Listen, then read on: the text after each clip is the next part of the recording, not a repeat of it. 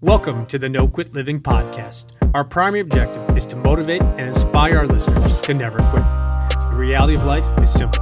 We all fall. We all fail. At times, we get knocked down. The question is, do we get back up? Are we stronger? Are we better prepared to attain the maximum of our potential? Thank you for joining our No Quit tribe. As you go for your greatness today, never quit. And remember, we rise by lifting others up. Welcome to episode number 583 of the No Quit Living podcast. I'm your host, Christopher J. Worth, and today's theme is execution. Our quote of the day comes to us from John Doerr. Ideas are easy, execution is everything.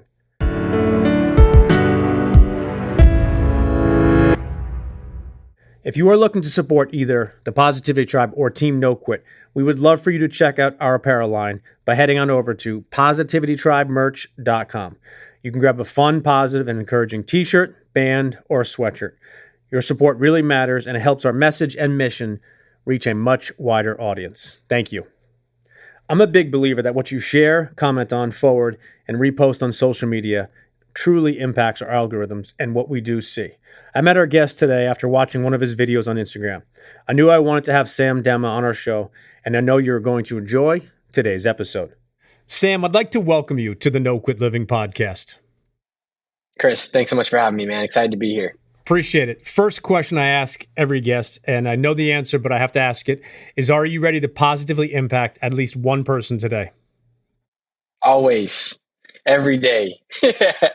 We were talking offline, and my audience knows that I truly believe in algorithms, and what you share, like, comment, and post really does impact what you see. And I came across a bunch of your videos, and if you are not following Sam, I'm 99.999% sure that you will by the end of this episode.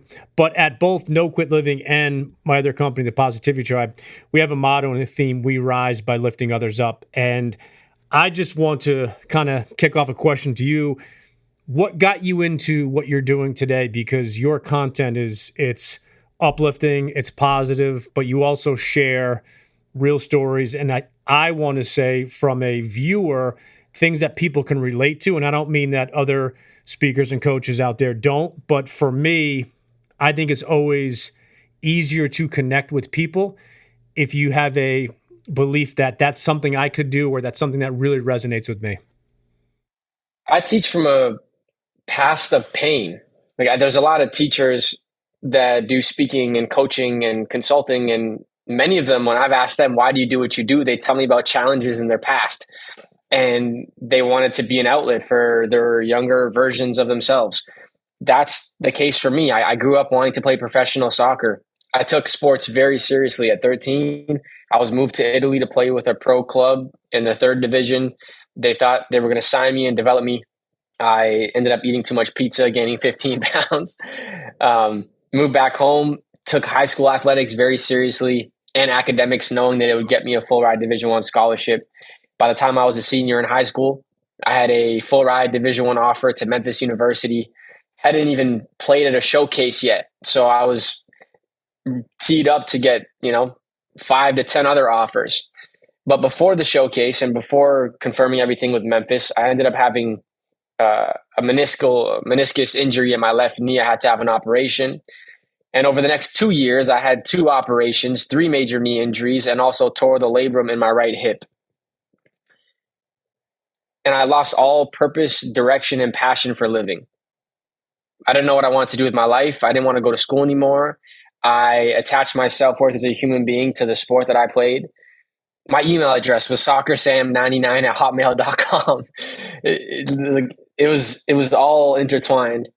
And I was very fortunate that I had a teacher who redirected my path, teaching a simple lesson in his world issues class that led me down a life of striving to serve others and finding out what other gifts I had that could be of service to others. And it was really that hardship, those 3 years of transition, and this impactful moment with my teacher that directed me to all the work that I do today. Well, I commend you for sharing that story. I did not know. I love the email address. I was a huge, and still am a huge, Michael Jordan fan. My initial email was jumpman42@AOL way back when. So I think it's cool when you have those things that tie it to just something that you're passionate about. A lot of our listeners are either athletes themselves, coaches, former athletes, former coaches, student athletes. And so I think your story is going to resonate well with a bunch of our listeners. I think in sports, it's very similar, and there's I think a very distinct parallel to life of whether that's an injury, whether it's a quote unquote failure, not getting a job promotion, not getting that job. And it's always much easier 5-10 years down the road to look back and say, oh, wow, that was a meaningful moment, as opposed to when you're in that moment, i.e. you with 2 injuries and a labrum issue or labrum tear, excuse me. It's not really at that time possible to say, okay, this is going to work out, and 6 months, a year, 2 months, or 2 years from now. But for someone listening, maybe they're going through one of those challenging times. Is there something that you often share when you're speaking to others about just how you can kind of find that passion, or maybe change lanes to say, hey, this is not the end. It's a really tough moment, or maybe a very big valley, but it's not the end? I will answer this question keeping the perspective that there might be lots of athletes or coaches tuning into this, but the same mindset would apply to anybody. And the idea is simple. Pursuing excellence in athletics doesn't build professional athletes. It builds professionals. So whether or not you play soccer at the highest level, if you strive to play professional soccer in the future, you become a professional, somebody who works really hard, somebody who values teamwork, somebody who has excellent time management, somebody who's cultivated discipline and good habits. And if you take all of those things and you apply it to a different game in life, you will have a similar outcome of success and high performance. And it took me a really long time to realize that working hard at sports, even if it doesn't work out, is never a waste, because it builds your character, it builds who you are, and you can apply that to anything else in your life. And that's why my teacher kind of said to me, it's no surprise that things are going well for you in this other arena, because it was never just about the sport or the game. It was about the person you became in the process of pursuing it. And so to any athlete struggling or a person going through a challenge, I would say the outcome is out of our control. But are you proud of the inputs every day? Like, are you doing the things that you were supposed to be doing? And if you were, you've already become a different person, a different human being. The success is who you've become. So don't be so hard on yourself. Sometimes we make all the right choices and we still don't get the thing we were expecting. I was the kid that didn't eat junk food, packed my own lunch every day, went to sleep early, woke up at 6, went for a run around the block before, didn't drink, didn't go to house parties, didn't have any serious relationships throughout high school, didn't own a video game console, Chris. My whole life was around soccer. That's all I cared about, all I did. I made all the right choices from a professional standpoint, trying to get myself there, yet it still didn't work out. And I used to believe, oh, that makes me a failure. I remember distinctly starting university year after all my friends, because I took a 5th year. I already felt behind. And all my former teammates had full ride Division I scholarships. 4 of them were drafted to the MLS a few years later. 2 of them starting lineup Canadian men's national team. And I just had this loop running in the back of my head. You're the guy who's going to talk about the story about how you almost made it. But if he didn't have his injuries, and I had this little chip on my shoulder for so long, and I wish the start of the injuries and the start of the challenges, I realized that I am the success. It's not the result. And I can apply what I've learned to anything else. So that's what I'll tell somebody who's going through a challenging time right now. Fall back on the inputs and the person you become in the process. I love that. It's so ironic that you just shared that the podcast episode that I released today is titled Input Goals versus Output Goals. And it's something that I'm working on my first non-fable book. And one of the chapters focuses just on that. And going back to your point, and you shared really good advice. So I appreciate that. But going back on what you said, I want to touch on for a second here is that it is so powerful when you can look at that idea of failure. And Zig Ziglar's quote, which I share probably once every 10 episodes, is failure is an event, not a person.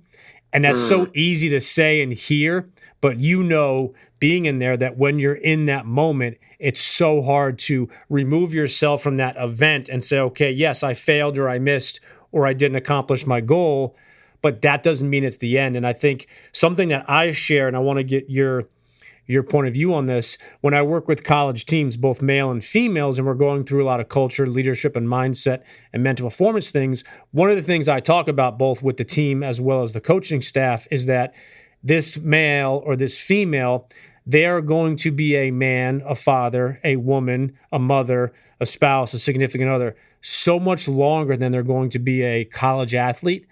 And when you look at that, it goes back to kind of what you said is maybe you didn't achieve your goal of becoming a professional soccer player or getting a ride to all those Division I schools.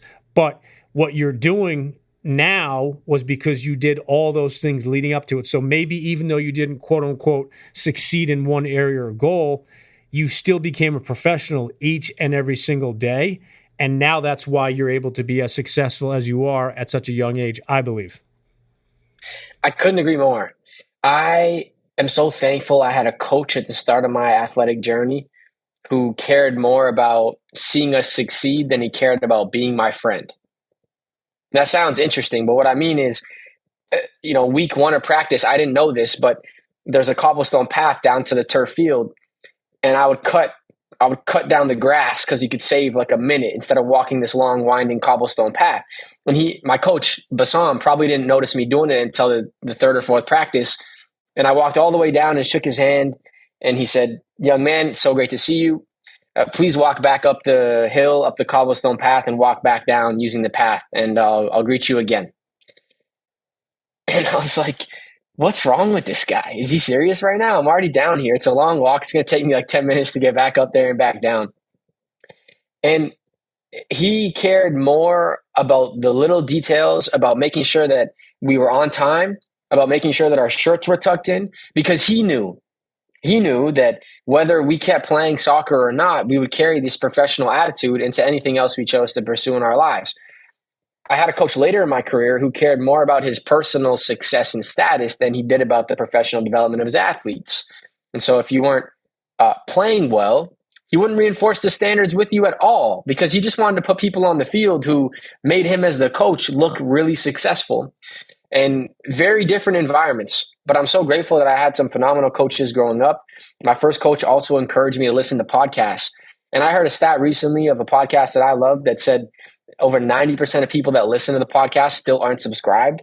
So I'm just going to do a quick shout out and say, if you're listening to this right now and you're not yet subscribed to the No Quit podcast, No Quit Living podcast, this is your call to action to do so. Please just pause the episode and hit the button. Chris puts so much time into making this podcast the best he can for you, and it makes a difference. I had a coach who encouraged us to do our own self-education. And when I was an athlete, one of the first podcasts I ever found was called the Sports Motivation Podcast. And it was this guy named Nishobo, ex-NFL athlete. And I would go to practice 45 minutes early with a notebook so I could listen to it on my drive and then sit in the parking lot for 20 minutes and take notes on each and every episode. He's a phenomenal human being. I'm going to give you this little alley-oop. I think you should have him on the show. And if you're looking for an introduction, I'm happy to make it. But yeah, the differences in coaches I had made all the difference for me growing up. First of all, I will send you the money that I told you I'd send you for the endorsement to subscribe. I appreciate that. Not true. That is not true. What you said hit me like a ton of bricks, because growing up, my dad always said you can learn from everybody. And I want to preface what you said, because our listeners out there, you can substitute the word coach, if you're not an athlete, from mentor, from parent, from boss, from coworker, from classmate, from someone you're in a club with at school. We've all had those great coaches, those average coaches, those maybe coaches in an area that were really deficient.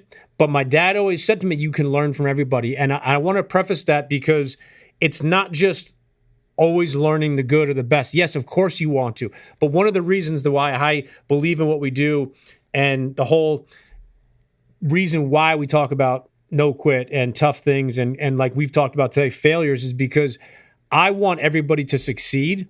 But for me, I don't want to interview Tom Brady while he's standing up holding that trophy, because everybody's doing that. And they're asking the exact same questions. How does it feel? What are you going to do? And no credit taken away from them or from him, because he's earned it. But if I could interview Tom Brady and go back in time, I'm interviewing him literally a day or 2 or 3 after he tore his ACL and he missed his entire season, or maybe a month later, because I want to say, okay, what are you going to do next? What's your mindset? Who have you spoken to? Have you reached out to other athletes that, tore an ACL? And it goes back to, success leaves clues, but failures leave clues as well. But regardless whether it's a success or a failure, if you don't learn from it, it's just the same exact thing as not having a coach or not having gone through it all. And I think too many people want to check that box and say, okay, I listened to that podcast or I read that book. And you have to obviously do that. But my then next question is, what was your best part, or what hit you the most? And the fact that you were doing those things at a young age and taking notes is something that I think is incredibly powerful. And people are listening right now. I hope you take Sam's advice and start doing that in those areas that you want to level up in. I couldn't agree more. I hope that the big idea people take away is not that they just need more information, but they need more execution. One of my mentors, my business coach, his name is Dan Martell, and I traveled to Austin, Texas to spend 2 days with him, like a fly on the wall, to see how he operates. I made this big list of all the things that I was going to do or learn or action as a result of spending time with him. And I sent him a picture of the list. And I said, I just want to let you know you really inspired me. Here's all the things that I wrote down from our time together. And he said, there's one thing missing. And I said, what is it? And he said, execution. And I was like, dude, it's been 24 hours. It's been 24 hours. But it's so true that all the information in the world is available, but the people that are succeeding are taking action on it. And if you just keep learning but doing nothing different, nothing really changes. Jim Rohn always said, everyone is an example or a warning. Like you were saying earlier, they're either teaching you what to do or what not to do. And if someone's willing to tell you where they messed up and share those things, it's just as valuable. So yeah, I agree with you there. And I hope that people do something as a result of listening to this conversation. More execution. I love that. I'm a big fan of Dan's. I've actually spoken to him a couple of times. I've not been able to get him on the show yet, and the key word is yet. But you said something that hit me, because there's that quote out there, or that concept, that knowledge is power. And people talk about that, and different presidents and CEOs have talked about, or people have talked about how they kind of use and in some ways abuse that power. But knowledge is powerful, I think, but what you do or don't do with that knowledge, i.e. execution. And I want to ask you a follow-up question, because I've really enjoyed our conversation so far, but something you just said hit me. And I feel, and this is just my opinion, that technology is absolutely amazing what we can do today. If you look at 20 years ago, you're in a different country right now. It would be impossible to do this. I'd have to either fly there, you'd fly here. There was no Zooms, there were no audio, there were no video. It was, I'd have to email you, or I'd have to, call an 800 number, leave a message. But today everything is instantaneous.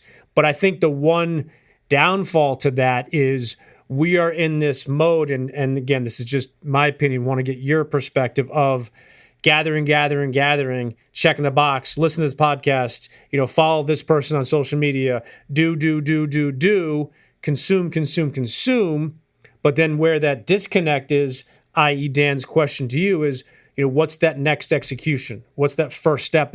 And maybe a tough question to put you on a spot here for a second, but for someone who's listening and maybe they don't follow you, but they're going to, and they see all the stuff that you've done, they're clearly going to see that you execute and you do things. If they're sitting on the fence, maybe not sure what to do, is there one or two things that you often tell people or suggest people to take that first step so they go ahead and begin taking some action? Where do you want to go? Like that's the first thing I'll ask people. I'm glad you're excited about taking action. Where are you trying to go? If you have no aim that you're working towards, you could be doing all of these seemingly amazing things that move you further from that outcome. So if you're not clear on your vision, the thing that you're working towards, that's step number one. Pull out a piece of paper and get super crystal clear on the person you want to become, the work you want to be doing, the place you want to live, what your days would look like in that ideal reality. And then second is find someone who's living it right now. Like, go find someone who's living that reality right now, because they do exist, and consume all of their stuff and watch all of their videos and reach out to them and ask them thoughtful questions and become their student if you can, if they have a program. Those would be like the first two things I would do, or advise anybody else to do. Get clear on where you're going, and then find someone who's already there and help figure out what you need to do to shorten the process. And that person will tell you what you should be executing on, if it is indeed the same destination you want to end up at. You know, I often say a pilot wouldn't ask a passenger how to fly the plane. He'd ask another pilot. But here we are living our lives asking people who are not doing what we want to do what we should do. It's like, if someone comes and asks me a question, how should I become the best music producer in the world? I'm not giving them advice. I'm going to go tell them to talk to the person who makes Drake's music, or try and get a conversation with the person who makes major artists beats. Like, they're going to give you way better information than I can.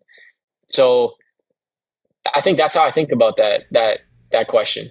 I love that. And it reminds me, going back to algorithms, I've seen this concept, an idea or phrase, maybe you have too, a lot recently. It's similar to what you said about asking a passenger how to fly a plane. Is we care too much, I feel, today on people's opinions that are not doing or don't know something that we're doing. And I want to be clear, it doesn't mean you have to only talk to people that know what you're doing. But for example, if you being an author as well yourself, if you're sitting around with 5 of your friends and they've never written a book, they have no desire to ever write a book, and they're not big readers, I'm not saying you discredit them as people. But if you said to me, hey, Chris, what questions should I ask these 5 friends? I would say to you, hey, Sam, if I can give you a piece of advice, I would ask somebody else. Let's say all these friends are big in technology, and, I would say in that space, 100%, go to them, ask them. But I think we spend too much time, energy, and effort on those people that, not that their opinions don't matter, but if they don't have a knowledge, have a care, have an interest in something that you're trying to do, just because they have an opinion doesn't mean that I would really go out and say, okay, I know you don't know anything about, redoing an entire car, give me your opinion on it. I'd rather go to somebody like, let's say you've done in the past, and I say, hey, I'm going to redo a car. Do you have 10 minutes? I'd love to, ask you a couple questions on what you would think the best way to start it is. But you said something also that I have to just echo for a second, because it was so powerful. In today's day and age, you can get almost anything for free or instantaneously on so many people out there. Now, I'm not saying you can get anything and everything, but for example, if you wanted to find out more about John C. Maxwell, probably the greatest leadership expert out there, he has books, he has YouTube videos, he has been on so many free podcasts, he puts out articles, other things like that. You can get that information first, learn, and then if you have an opportunity to meet him or get coached by him or see him, you can then have a different conversation. And Brian Kane, who's one of my personal coaches, I believe he's the best when it comes to mental performance. One of the things he always talks about when he's talking to somebody the first time, when they're asking for time of his, have you taken some of my courses? Have you done some of the free work? Have you read the books? He has, similar to me, daily podcast and longer guest interviews. And I think we don't take advantage of some of that today as much as we could. I couldn't agree more. The information is there. The execution is lacking. I wanted to meet this guy named Charlie Rocket. And at the time he had 800,000 followers online. I tried DMing him every day. I tried emailing him. I couldn't get through. So I ended up listening to every episode on his podcast. At the time, there was just over 60.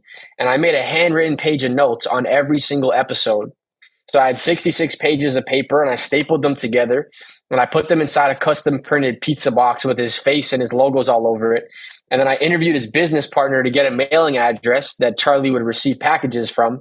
And then I shipped it to him with a piece of paper that said, is this like, can we please have a phone conversation? Is this enough research? And we had a Zoom, not a Zoom call, we had a FaceTime for an hour. And I can't tell you how many times there's been people that like ask me tons of questions that are very heartfelt questions, but I've already answered them like 50 times on so many videos and things that already exist. Like ask a better question. Ask a question that other people aren't asking. It'll help you build a better relationship with someone who's doing, work at a high level. And it shows that you've already done that initial research, and they'll treat you differently.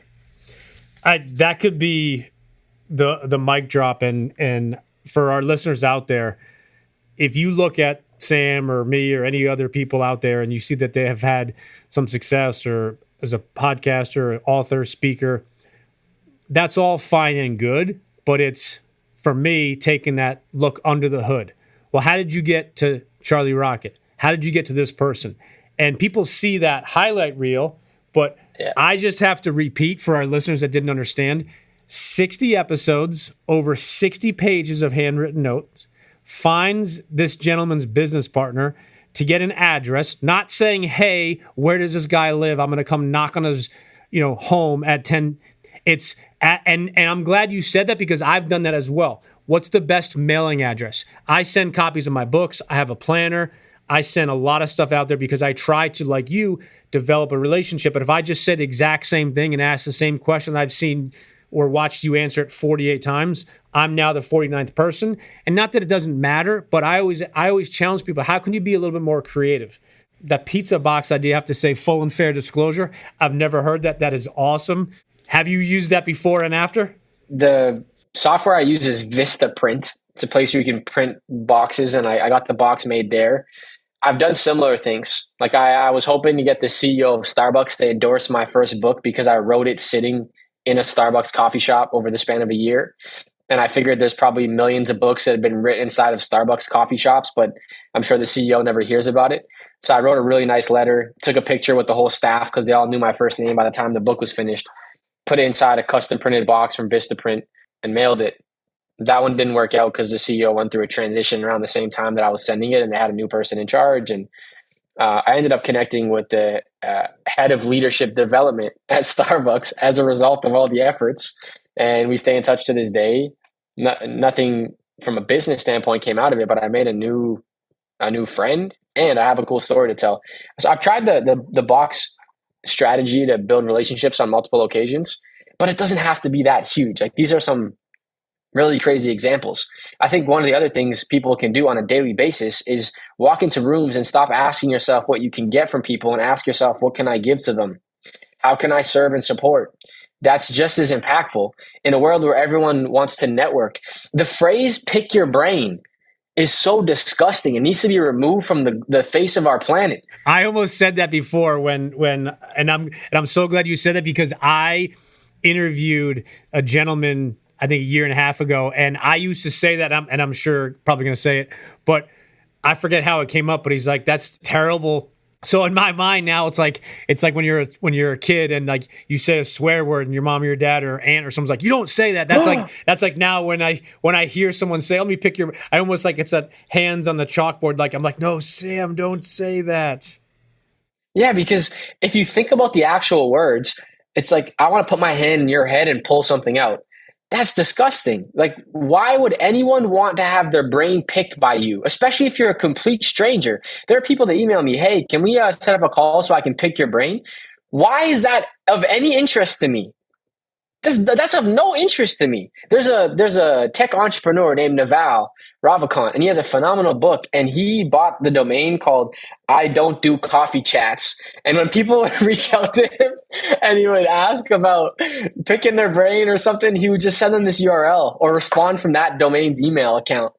And I would never do that. Maybe I shouldn't say never. I don't like talking absolutes, but that's not really my style at this point in my career. But if someone's listening and you want to learn from somebody, please don't approach them thinking about what you can get from them. Find a way to provide them with value and build a genuine relationship, and you'll learn what you need just from helping them, and they'll be more excited to give you some of their time. So let me pick your brain here for a second, Sam. That is awesome, and it's very simple, and going back to the Vistaprint, and I appreciate your candor about how you've used it, but it doesn't have to be grand. But I always say there are people that have way more money than you and I times a million, so they can do crazy things. And yes, of course, if you could do that, it'd be a lot, quote unquote, easier. But it's not about easy. It's about what impact or what is that desired result. So if I truly want to have a conversation with you or someone else, or have somebody on my podcast, it's not just reaching out and be like, hey, like love your stuff, like, come on. It's no, like, I want to share your stuff. I want to know your stuff. And we talked a little bit offline, but I've reshared, I think, 2 or 3 of your things over the last week or two. And for me, it's about genuinely doing it because it resonates with why you do what you do and how it impacts others. And it goes back to our motto and our theme, we rise by lifting others up. Yeah, it's a slogan. It's what we believe. But I have to be completely honest. Every time I've helped somebody, whether it's an introduction, whether it's introducing somebody to a publisher, to someone for a podcast, whatever it is, and I impact them in a positive way, I always feel better myself. And that's not the reason I do it, nor is it the reason you do it. But I would be 100% lying if I said I didn't feel good when I can help other people as well. I've had my most meaningful moments serving complete strangers. I've chased all these goals on my own personal bucket list and checked things off. We're sitting in the studio that we just opened and built with my sister and my parents. I've done close to 800 keynote speaking events across schools and conferences and associations around North America. But helping Ted, a complete stranger, old guy sitting on the sidewalk who was lost, trying to get to his sister's house, figure out how to get there, brought me just as much or more fulfillment and joy than any of the accomplishments or achievements I just mentioned. So that significance is available to us every single day. And I'd be lying if I said sometimes I make the choice to help others because it makes me feel good too. So it's a win-win. The person benefits, you benefit, the world becomes a better place. I think that if everyone carried that philosophy, there would be less challenges and problems today. You said something that I think we all gloss over too much, is that win-win. And I've been in the business world for a while now, and the concept of in business, well, only one side wins is something that is so false. In business, it's rare that it's going to be 50-50 where both sides of the table get exactly what they want. But on deals that are 60-40, and if I'm the 40 and you're the 60, but I got every single thing that I really wanted, I don't really care about those 1 or 2 things that aren't as important to me. And that's the biggest, I think, disconnect in this social media world, where your success will limit mine. And that to me is such a false thing to think about, to say, to repeat, because the reality is if you're doing really well and we speak in similar areas, it doesn't mean that I can't do just as well, if not better in certain ways, and vice versa. But it's that idea that, well, I want Sam to do well, but only, right to a level below me, so I can always be like, oh, well, I had 5 more speeches, or I did this. You talked about your book, and I got to touch on that for a second. So please tell us a little bit about your book. And you did mention first book. Does that mean there's a second book coming? We actually just launched Be Someone's Taco, which is our children's picture book about kindness and empathy that came out in May. It's very new, very excited about it. But my first book was called Empty Your Backpack. And it's all about letting go of the negative thoughts and opinions that weigh us down, hold us back. It was intentionally written with young, ambitious students in mind. But I've been so surprised by how many adults have read the book and reached out saying, I got more away from it than I think my kids did. Thank you so much for writing this. I had a neighbor quit his job and start a business he wanted to start from the time he was a little kid, fixing bicycles. And he's now doing it full time out of his garage. So my hope is to share stories and ideas that help. And Empty Your Backpack seems like it's had a big impact. And by the way, if you're listening to this right now and your finances are a little tough and you can't get access to the book, or you just prefer to read online, here's my gift to you. If you DM me the word empty on Instagram, I know that you'll have come from this podcast with Chris. I will send you no opt-ins or emails, anything. I will just send you the Google Drive PDF link to the book, and you can read it. That is awesome, and that is such a cool thing to do, and I appreciate you doing that not only for my listeners, but I know that this is not something you do once. I know that there, but here's the coolest part for me is it's that give and take, right? If you're interested, you have to DM Sam something. Sam didn't say, "Hey, here's my cell phone number, and just call me and text me, and I'll give you my book, my money, whatever it is." It's showing that. But the thing that always irks me, if I can use that word, is like you'll do something like that, and let's say someone's like, "Oh, I listened to the episode of Sam, that was awesome. Like, can't wait to get the book." Cool. I see that person 2 days later. I'm like, "Hey, did you get the book yet?" Like, "Oh no, I didn't." Okay, you had to send Sam a DM that said empty. I said, now let's say you're the world's absolute slowest typer ever, like beyond. So you don't have 31 seconds. And that's my biggest thing, back to the execution, back to all the stuff we said, is that, there's so much powerful stuff out there. But at the end of the day, beginning of the day, middle of the day, you still have to buy the book, read the book, listen to the podcast, take the notes, and then put in your calendar schedule. I'm going to do A, B, or C. Got to change lanes here for a second because we could probably talk for 2 hours on this. But one of my favorite questions that I ask each guest is the Jim Rohn quote, which I know you are the average of the 5 people you spend the most time with. If I could grant you dinner tonight with any 5 people, dead or alive, that you could level up with, who would you pick for your 5? Dr. Leonardo Buscaglia, speaker that used to teach special education at the University of Southern California, lectured on love. He's passed away now. Tragically had a student commit suicide, which started his whole journey speaking on humanity and love. He truly inspires me to be my authentic self on stage, and I wish I could have met him and have a conversation. Easy number 2, Jim Rohn himself. I would have loved to meet him. He was also a massive name in the National Speakers Association. I'll be at the NSA's annual conference here in a few weeks at the end of July. So I would have loved to have conversations with Jim, and even actually, have dinner with him and my grandfather, who would be my 3rd person. His name's also Sam. I'm named after him. He passed when I was 12 years old. I was a kid. I never had a chance to ask him the thoughtful questions about his childhood and life and how he became the person that he is. But his example really inspires me to show up the way that I do. And I feel like I have a very close connection with him. 4th, Russ, who's an American rapper. He was born and raised in Atlanta. He has one of the most inspiring musical journeys out of any musician I've ever looked into. We are also both Italian, so I feel connected to him in that way. He's an author too, isn't he? 2 books. Yep. So 2 books, and I'll be seeing him on July 12th here in Toronto. He's doing a show. I go solo every time he comes. It's a very spiritual experience for me. But long story short, he stayed independent, not of collaborations, but of bad business deals. And he's now one of the largest independent artists on the face of the planet. His new album, Wild, just hit top 10 and is the first album in 2025 as an independent artist to reach top 10 on the Billboard charts. Like, just super inspiring story.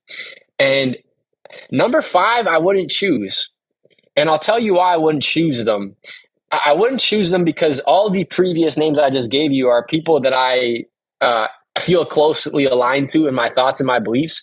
I would want to sit with someone who has a totally different perspective than me. It could be a complete stranger. I learned so much from total strangers. So I would leave the 5th seat open for a wanderer.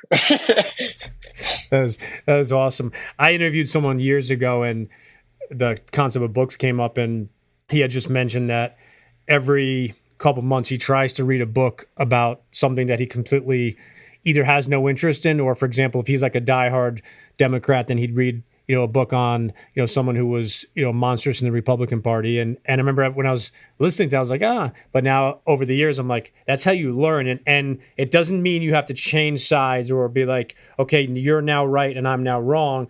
But at least you have that different perspective of like, okay, this is why that person said that. Social media, we touched on quite a bit today. So I want to ask you if there are one or two people out there that you follow on social media that just put out really good, positive, or uplifting stuff that maybe you could reintroduce or potentially introduce for the first time to some of our listeners. One of my biggest inspirations on social media is Dan Martell, who does also happen to be a coach of mine. I watch almost all of his content and find it very practical and inspirational. Second to Dan Martell, but not listed in any particular order, would be Matt Rife. I absolutely love comedy. And if I'm not learning, I want to be laughing. So I would say those two individuals inspire me a lot on social. Are you a big fan of comedy? Yeah, actually. My long-term vision is to fill stadiums of people for a ticketed event that blends comedy and inspirational messages. And growing the social platform is the first step, because you won't be able to fill an arena unless you have a fan base. But if you want to build a fan base, you got to be entertaining to some degree. So I actually take stand-up classes. I use comedy as a tool on stage, and very inspired by comedians. There's another guy named Adam Bloom from Edinburgh, UK, has a crazy good book on comedy called Finding Your Comedic Genius. In my opinion, one of the best books written on being funny or thinking about the art of comedy. So he's another inspiration. I could go on about inspirations for days. I'm glad you said that comedy part, because I think it's so important. And I think one thing that the pandemic absolutely just destroyed, not just in the United States, but all throughout the world, is the idea of, you can't laugh and you can't have fun. So give me and our listeners the best way to connect with you, the best way to find out more about you, and as well as to find out where they can get your books, if there's anything else that you'd like to share as well. Sam Demma, SAMDEMMA on Google will find you all our different social platforms and the website, which is just firstname.lastname.com, samdemma.com. Most active personally on Instagram, which again is just my name. So yeah, find me there.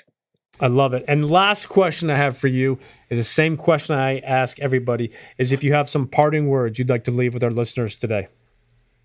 Don't wait.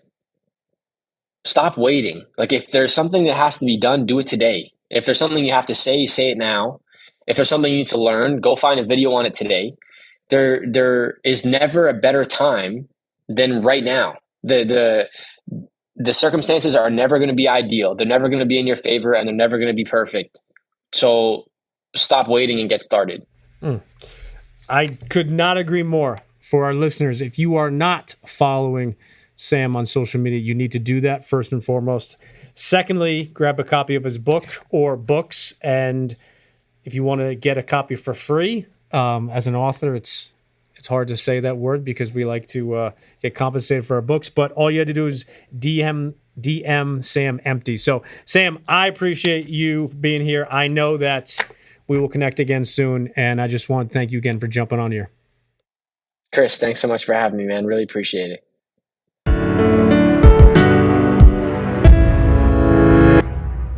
Thank you for listening to episode number 583. One thing we discussed today was the idea of not needing more information, but needing more execution and action, something that I really and truly believe in. In his parting words, Sam shared something that I wanted to repeat. He suggested that the time is now and to stop waiting and start taking action. I challenge each of you to take one step of action that will move the needle. You don't need to take every step today, but please take the first one.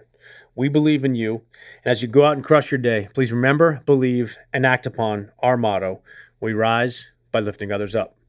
And lastly, to our listeners, thank you. We truly appreciate your time, and we hope our episodes inspire you to keep on attacking life and never giving up. To quote Dr. Norman Vincent Peale, it's always too early to quit.